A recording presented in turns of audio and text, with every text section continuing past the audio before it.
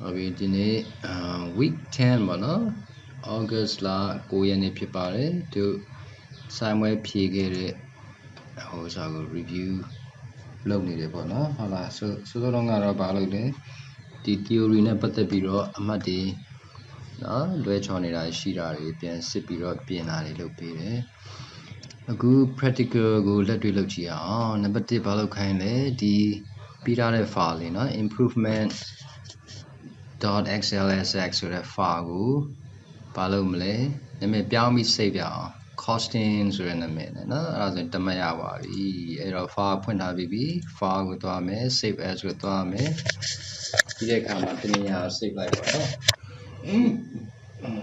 ဆရာဗမာပဲ save လုပ်မလဲဟိုစာမှာပဲ save လုပ်ပေးလိုက်မယ် desktop မှာပဲเนาะကျောင်းသားတွေကတော့အဆင်ပြေတဲ့နေရာမှာ save လုပ်ပါနော် TINGS costing.xlsx အဲ့လိုရိုက်ဖို့လိုလားမလိုဘူးလား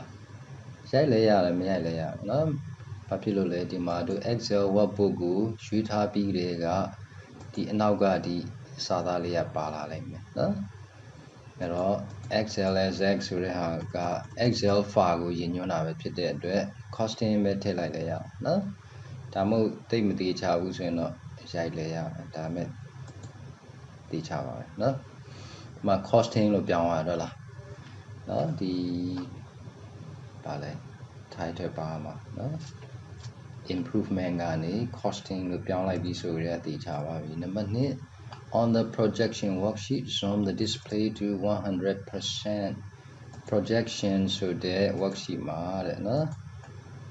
projection ဆိုတဲ့ worksheet မှာ zoom က130ဖြစ်နေတယ်အဲ့ဒါကို 100% ပြောင်းပေးပါဆိုတော့เนาะဒီလိုလေးရွှေ့ပေးလိုက်လေရအောင်เนาะဒါမှမဟုတ် view ကနေဒီမှာ zoom 100% ဆိုရနေလိုက်လေရတယ်နံပါတ်2ပြီးသွားပြီနံပါတ်ရပြီ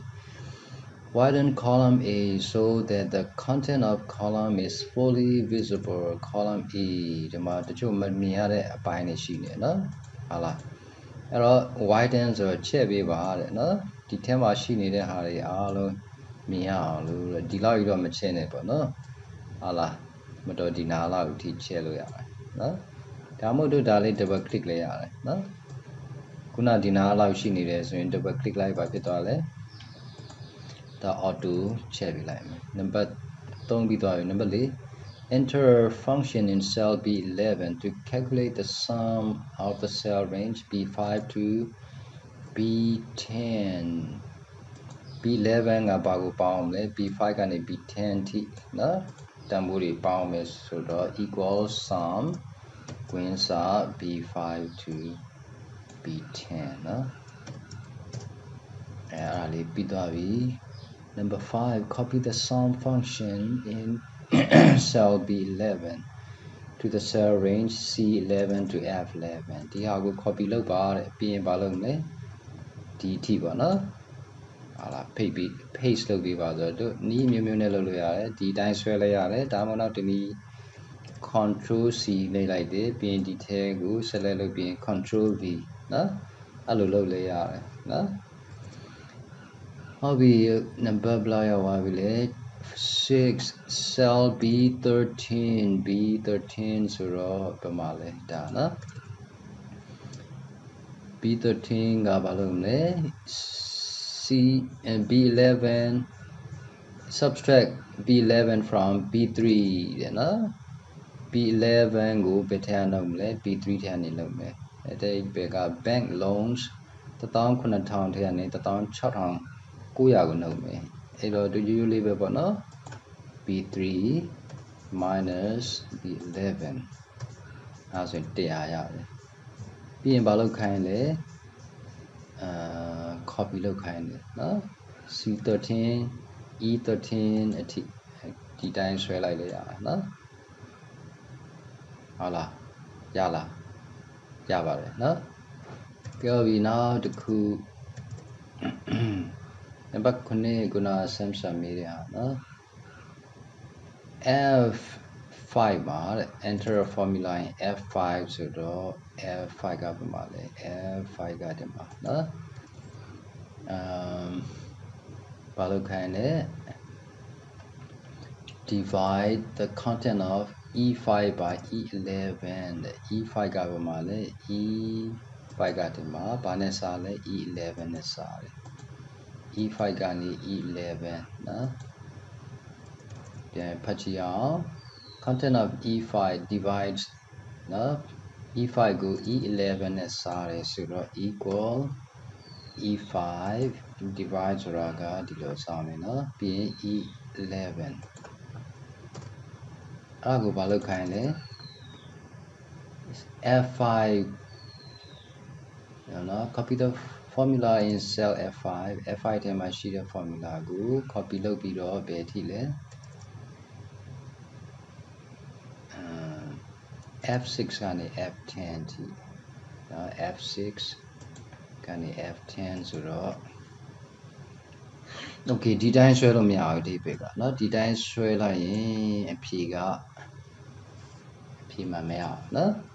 အဲ့တော့သူကပြောထားတယ်အဖြေမှမရဘူးဆိုတော့သူသိတယ်နော်အဲ့တော့ absolute cell reference ကိုသုံးပြပါတယ်နော်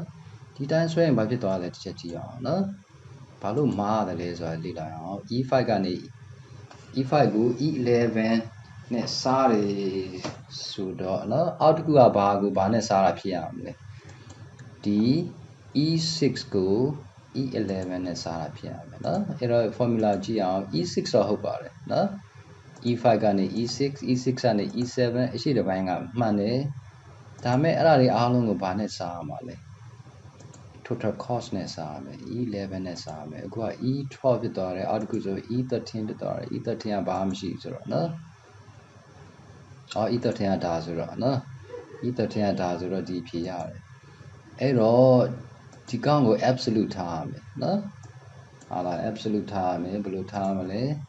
E11 ကို click လိုက်ပြီးရင် keyboard ပေါ်မှာ F4 ဆိုတဲ့ဟာလေးနော် laptop ရဲ့ keyboard ဆိုရင်တော့ function key FN နဲ့ F4 နဲ့တွဲနေမယ်အဲ့မလုပ်တတ်ရင်တော့ဘာပဲလုပ်လဲရှေ့မှာ E11 ရှေ့မှာ E ရဲ့ရှေ့မှာ $11 ရဲ့ရှေ့မှာ$တင်ဒါလေးထည့်လိုက်နော်အဲ့ဆိုရင်တော့တို့ဘာလုပ်လို့ရပြီလဲ copy လုပ်လို့ရပြီနော်ဒီတိုင်းဆွဲလိုက်ရင်ဘာဖြစ်သွားလဲမဆိုးနော်ဆရာဒီ line များပျောက်သွားမလားလို့ဆိုရင်နော်ဟုတ်ပြီနော်အဲ့ဆိုရင်ဒါကအဖြေမှန်ဖြစ်လိမ့်မယ်ပြီးရင်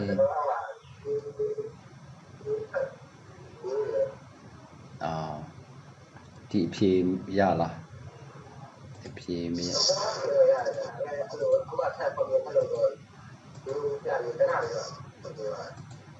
Okay now ဆရာ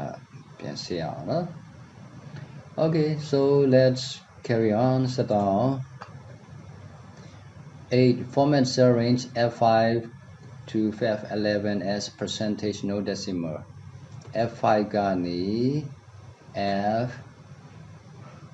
F11 လား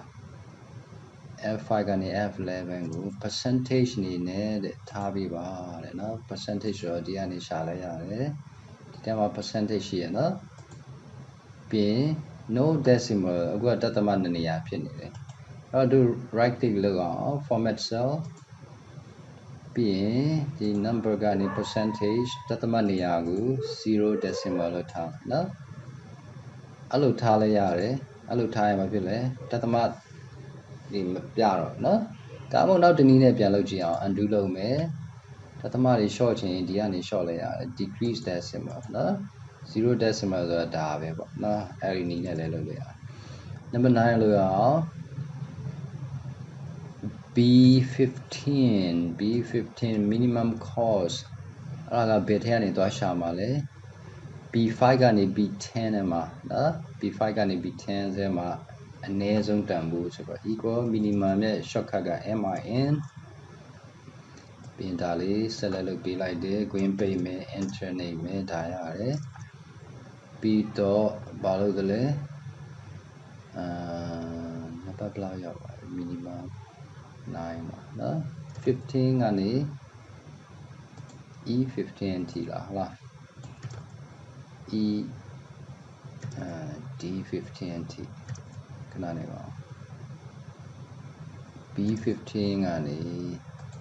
ကြည့်ရတာ total မပါဘူးနော် total မပါ okay So now to go number 10 B17 ဒါကတော့ maximum နော် DT ဒါလည်းခုန minimum နဲ့ခက်ဆင်ဆင် function ပဲကွဲသွားတယ်ဒီကတန်ဖိုးတွေကတော့ဒါပါပဲเนาะပြီးသွားတဲ့ခါမှာဒီကောင်ကိုဒီတိုင်းဆွဲလိုက်လေရတာเนาะ sorry ဒီတိုင်းဆွဲလိုက်လေရပါတယ် now number ဘယ်လောက်ရောက်သွားမလဲ11လားဟာလား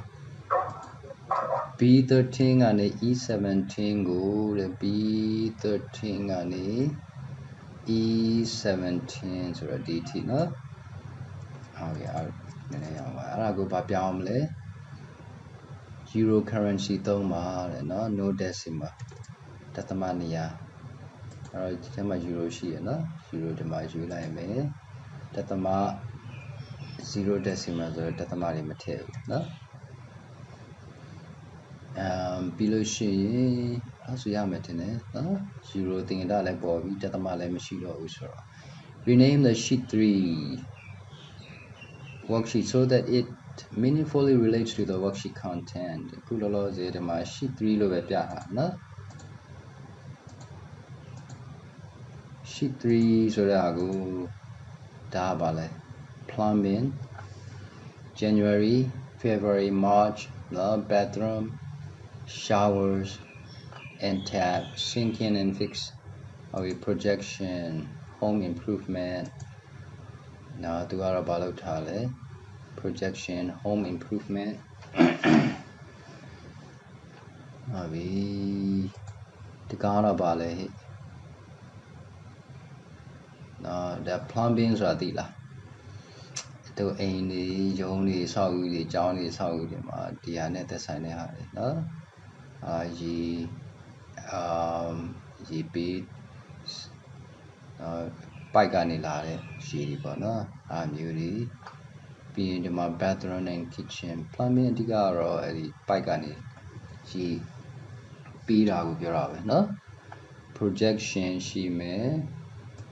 loan ရှိမယ် cash flow နော်အဲ့တော့ဒီကောင်ကို plumbing လို့ပဲပြီးမလားခုလောလောဆရာကတော့အဲ့လိုပဲပြီးလိုက်မယ်เนาะ plumbing လို့ပဲနာမည်ပေးလိုက်မယ်ဟုတ်လားအော်ဒီအဲ့လိုเนาะအဲ့ဘာတွေပေးထားလဲကြည့်အောင်เนาะ okay number 12ပြီးသွားပြီ13 on the loan worksheet create 2D cluster column cell A3 ကနေ D5 A3 ကနေ D5 เนาะဒီ worksheet တင်ပါเนาะ worksheet တင်ပါB3 ကနေ D5 အဲ့လိုလားချက်ပြန်ကြည့်အောင်เนาะ A3 ကနေပါ A3 ကနေ D5 ထုတ်ထားမပါဘူးအဲ့ဒါကို 2D cluster column 2D cluster ဟုတ်ပြီ insert ကိုတွားရအောင်ဒီမှာ chart ဆိုတာရှိပါတယ် column ဖြစ်တဲ့အတွက် column ကိုရွေးရအောင်အောက်မှာဒါ histogram column ထဲမှာ 2D cluster ဆိုဒီမှာကြည့်လိုက်နော်နာမည်ပေါ်တယ်ဟုတ်လားဒါဆိုရင် cluster မဟုတ်တော့ဘူးဒါလည်းတခြားဖြစ်သွားပြီနော် stack column ဖြစ်သွားပြီဒါလည်း stack column cluster column ဆိုတော့ဒါပဲနော်ဟုတ်ပြီအဲ့ဒါလေးထည့်လိုက်တယ် position the chart to display at cell A7 နော်ဒီ chart ကို A7 မှာပြပေးပါဆိုတော့ position ဆိုတော့နေရာလေးရွှေ့ပေးရအောင်နော် A7 လောက်မှာတော့ထားလိုက်မယ်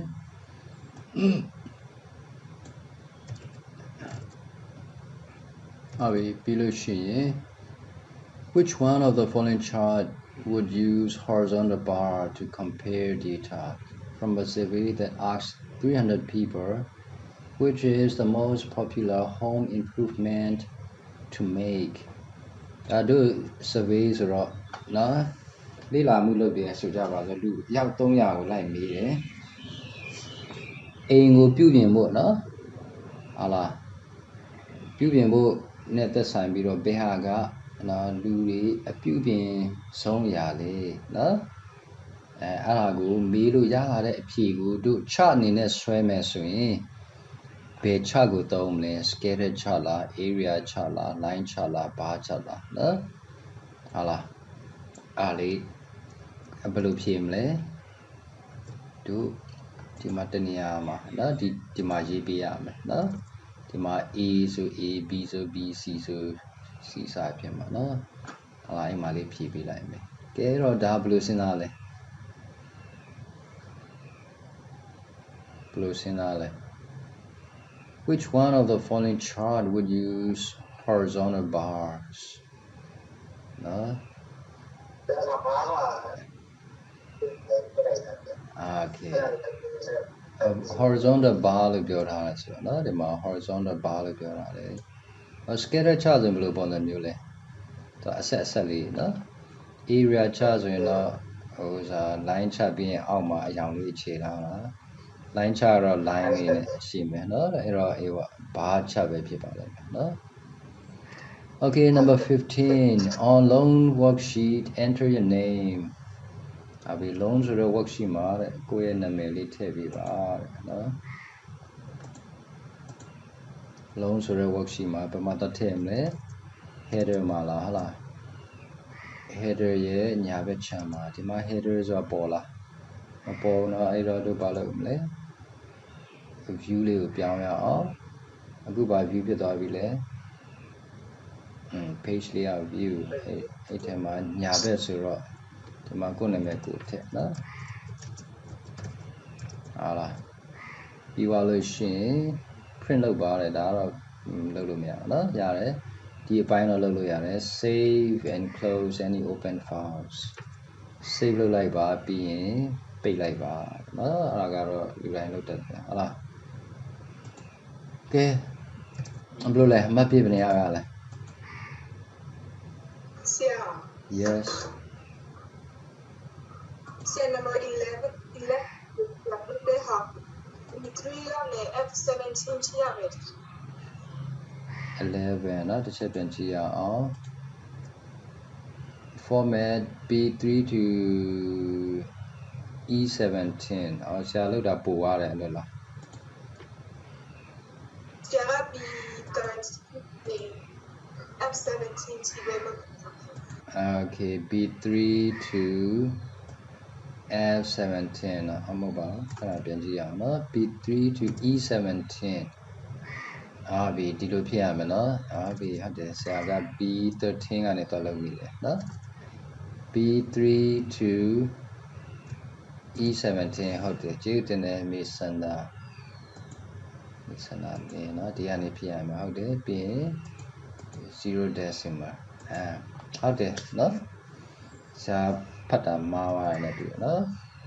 3အစားဆရာ13လို့တော့73လို့တွားယူလိုက်ပြီကျေးဇူးတင်တယ်ကဲတခြားဘာတွေရှိသေးလဲမရှိတော့ရင်တော့တို့နားလိုက်အောင်လေနော်ဟာလာမေးစရာတွေရှိသေးလား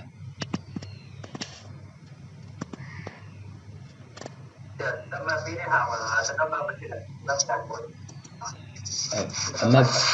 sorry ပါလေတသမารမဖြုတ်မိတာလို့ပြောတာတသမတွေမဖြုတ်မိလိုက်ဘူးအဲ့ဒါဆိုအမနည်းနည်းရော့မှာပေါ့တသမလောက်ရော့မှာနော် Okay နေပါဘာဒါမိသွားလားဒါမို့အဲ့ဒါကိုနားမလဲဒါမို့တခါလေကြာရပါတယ်ဆိုပြီးတော့နော်ဟာလာမြန်လှုပ်လိုက်လားမသိပါဘူး